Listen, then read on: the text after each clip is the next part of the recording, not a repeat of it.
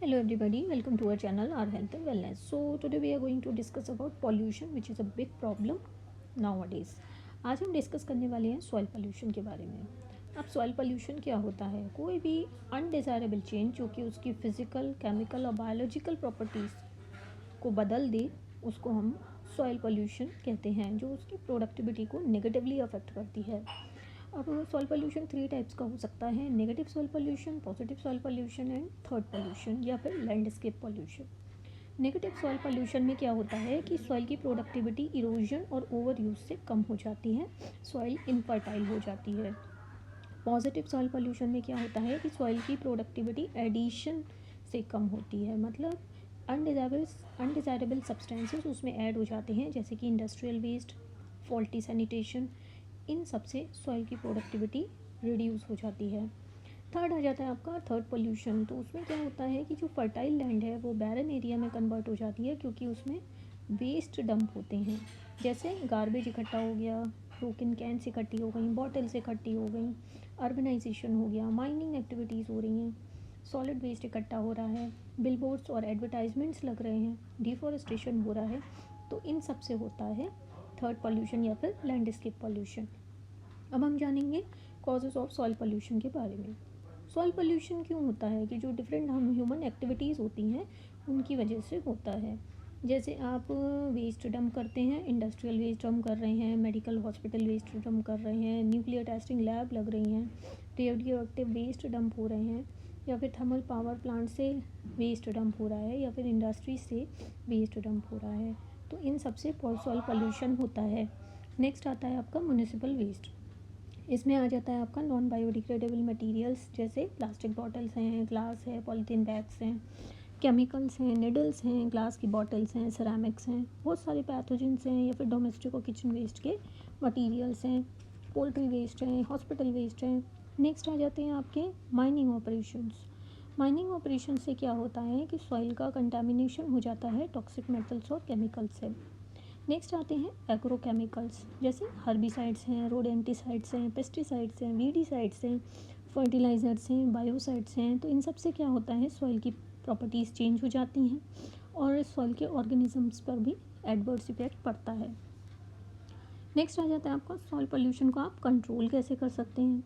आप लैंड को सही से यूज़ करें, अर्बनाइजेशन को प्लान करें, टाउन प्लानिंग हो, सिटी प्लानिंग हो, या फिर डेवलपमेंट एक्टिविटीज़ कंट्रोल्ड हो, या फिर आपका वेस्ट को कैटेगराइज करें, वेस्ट को प्रॉपरली कलेक्ट करें, बायोडिग्रेडेबल ऑर्गेनिक वेस्ट को ऑर्गेनिक मैन्योर में कन्वर्ट कर दें, और स्क्रैप मेटल प्लास्टिक को आप रिसाइकलिंग और रीयूज़ के लिए भेज दें, या फिर सीवेज स्लज या सॉलिड वेस्ट को आप लैंडफिलर की तरह यूज़ करें. टॉक्सिक केमिकल्स और मेटल कंटेनिंग वेस्ट को आप बेडिंग मटेरियल के लिए यूज़ कर सकते हैं for the process of road construction. Solid waste को आप डिस्पोज कर सकते हैं by the process of incineration. इसमें क्या होता है कि आप वेस्ट को ऑक्सीजन की प्रेजेंस में बर्न करते हैं. पायरोलिसिस में क्या होता है कि ऑक्सीजन की एब्सेंस में कंबशन करते हैं.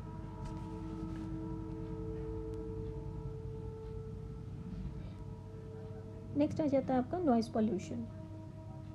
नॉइज़ पोल्यूशन में क्या होता है, एक लाउड और डिस्टर्बिंग साउंड है जो आपकी हेल्थ को एडवर्सली अफेक्ट करती है. साउंड की फ्रिक्वेंसी हम मेजर करते हैं हर्ट्ज़ में, और यूनिट ऑफ साउंड लेवल होता है डेसिबल में. नॉइज़ लेवल को सेंट्रल पोल्यूशन कंट्रोल बोर्ड ने कुछ परमिट किया है, जैसे जोन्स बनाए गए हैं कि इंडस्ट्रियल जोन्स में 75 डेसिबल से ऊपर नॉइज़ नहीं होनी चाहिए, रेजिडेंशियल एरियाज़ में 55 डेसिबल से नॉइज़ ऊपर नहीं होनी चाहिए, साइलेंट जोन में 50 डेसिबल से ऊपर नॉइज़ नहीं होनी चाहिए, कमर्शियल जोन्स में 65 डेसिबल से ऊपर नॉइज़ नहीं होनी चाहिए. अब हम जानेंगे सोर्सेज ऑफ नॉइज़ पोल्यूशन के बारे में. तो ये हो सकते हैं ऑटोमोबाइल से, एयरक्राफ्ट से, इंडस्ट्रियल मशीनरी से, या फिर पटाखे जलाने से, साउंड एम्पलीफायर का यूज़ करने से हो सकता है. तो अब हम जानते हैं नॉइज़ पोल्यूशन के क्या इफ़ेक्ट हो सकते हैं. हार्ट बीट बढ़ जाती है, पेरिफेरल सर्कुलेशन अफेक्ट होता है, स्लीप डिस्टर्बेंसेस होते हैं, ब्लड प्रेशर बढ़ जाता है, स्ट्रेस होता है, एंजाइटी होती है, हियरिंग लॉस हो सकता है विच में भी टेम्परेरी और परमानेंट, फटीग हो सकता है, इरिटेबिलिटी हो सकती है, आप इरिटेट हो सकते हैं बात बात पर, और हेडेक भी हो सकता है, कंजेनाइटल डिफेक्ट्स भी हो सकते हैं, इमोशनल डिस्टर्बेंसेस भी हो सकते हैं। आपका काम पर कंसंट्रेशन इफेक्ट हो सकता है, आपकी प्रोडक्टिविटी इफेक्ट हो सकती है, आपका ईयर ड्रम इफेक्ट होता है, डैमेज हो जाता है और आपको इम्पेयरमेंट ऑफ हियरिंग होती है। बर्ड्स में क्या होता है, एग लेइंग डिस्टर्ब हो जाती है due to high levels of noise pollution. अब हम इसे कंट्रोल कैसे कर सकते हैं? आप साउंड फिल्टर्स यूज़ कर सकते हैं, इंडस्ट्रियल वर्कर्स को ईयर मफ्स यूज़ कर सकते हैं। साइलेंट जोन होना चाहिए लगभग 100 मीटर एरिया में around the hospitals and schools. Green muffler का आप इस्तेमाल कर सकते हैं। इसमें क्या होता है, आप ग्रीन प्लांट्स लगा देते हैं अराउंड द रेजिडेंशियल एरिया।